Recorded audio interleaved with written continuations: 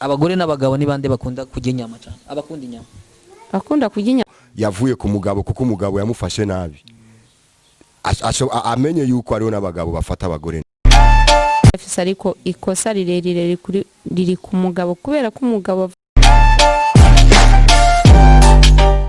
turi mu mwanya wo kuraba tumenye ikiri hagati gituma ivyo bintu vy'imijyano biba mu muryango.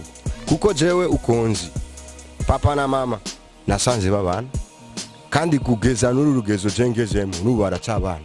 Rero mugiye mbonye uwundi ariko arivugira yuko yavuye ku mugabo kuko umugabo yamufashe nabi.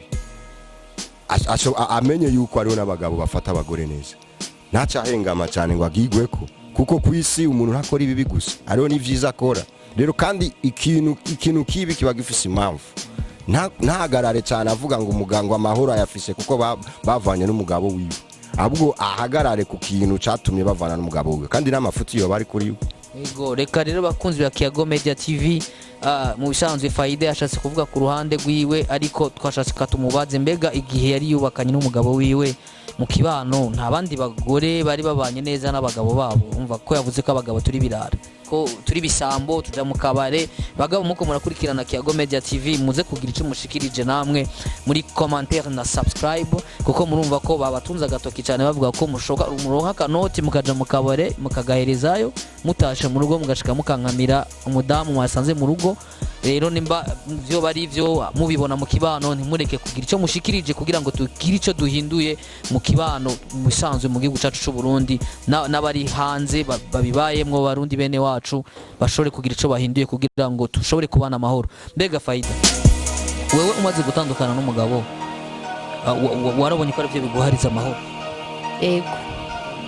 Faida avuze ko gutandukana n'umugabo ari byo byamuhaye amahoro ariko turashaka tukubaze uhanura abandi bakobwa bari mu bigero ko bo bigenza gute kugira nawe nabo ntibize bibamerere nkuko byakora?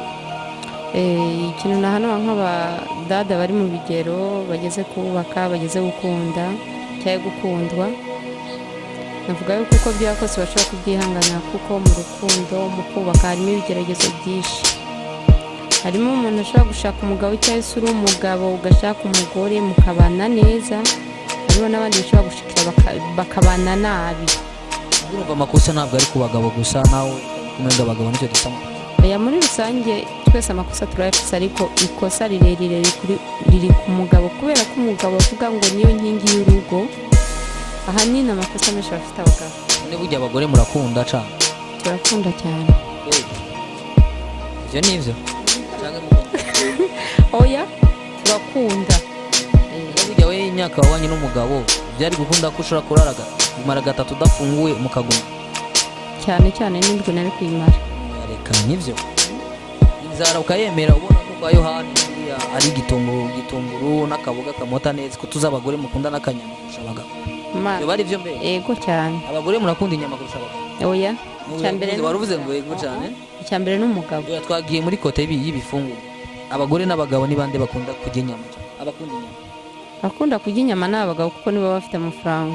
Kandi twaba tumenyereye yuko umugore iyo amaze igihe atajya inyama mu rugo aronse umuntu agenda kumugurira ka brochette arashobora kwihuta kuja kugafungura. Ku ruhare rw'iwanjye je ntibyakunda. Cyangwa nuko kuravugira abadamu? Oya. Ntibyakunda. Icyambere umuntu wa mbere ubanza kugenda n'umugabo. N'umugabo? Sawa bakunzi ba Kiyago Media TV reka tuse nabarangirije hano twakire abandi yindi miyabaga. Dushimire Jonathan yahagaze ku ruhande rwo kuvugira abagabo mugana shaka ngene ndamubaje akabazo ka nyuma. Mbega Jonathan wewe ibihe byose wabonye papa wawe na mama wawe babana, papa wawe nta munsi yashobora gutaha akamukarira mama wawe ata mpamvu tutagiye ku ruhande ko kwikunda abagabo cyane? Je muri make sishobora je nabivuze sindiko ndavugira umuntu numwe abwo ndiko ndarondera ikintu kijanye no tugire tubeho turi kimwe jewe ico kibazo mbajije cyo kijanye na papa na mama jewe kugeza muri imyaka ndimo nta musi niwe nari bwabone papa kubita mama cyangwa bashwana cyangwa bapfa ibindi gusa nuko isi yahindutse abagore n'abakobwa bo muri bibihe bariko bagendera mu bundi Burundi butari bwa kera Uburundi bwo gushaka Burundi bwa Nyaburunga burya bwa Nyaburunga tukigura ifaranga rimwe akaboga sibwo bugihari oya ubu rero tibakunda ifaranga kurusha abubu ahubwo je novuga yuko Burundi bashaka kubusiga makeup nko muri Amerika bashaka kubusiga maquillage buse na Amerika gusa mugani ntibizoshoboka bisigura yuko umugore ku buryo bwiwe uyo mudamu yantekereje cyane avuze ngo ubu rero ngo ndavyemeye ko umugabo wanje ngo ramukunda cyane mugabo ico bomenya binjiye mu rukundo nibazose baraba ikintu cyaco cyose kuko n'Imana itubwira yuko urukundo na kimwe rurabirako urukundo ni rurabira ku kintu bige ikintu citwa urukundo hanyuma bamenye yuko ivyo bintu bituma ugo rukundo rukomera bashobora kubironderana kandi urukundo rwabo rugakomera bafise aho batanguriye naho bagarukiye. Ego bakunzi ba Kiyago Media TV reka turangize tubashimira cyane aba batumire bacu nimbega twasubira kubatumiraga Madame Faida mu kindi kiganiro muzotwitaba. Ego tuzoza.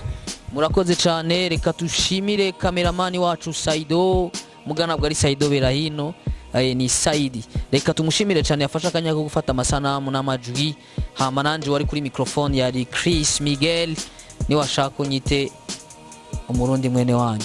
Biraryoshe cyane birahimbaye cyane kubona ko mu Burundi tugifise abantu babona ibintu bakagira ico bashikirije namwe mu fyonde subscribe mu partage mu bihera na hane hama ufise icashikiriza mu gukosora kugira ngo mungo no mu kibano mu bakobwa n'inkumi n'isore bageze mu bigero bamenye ingene bazokwitwara kugira ngo Uburundi bwacu bugume bwitwa Uburundi bw'amata n'ubuki tubandanye dusiga ishusho nziza igihugu cacu c'u Burundi. Ciao, bye.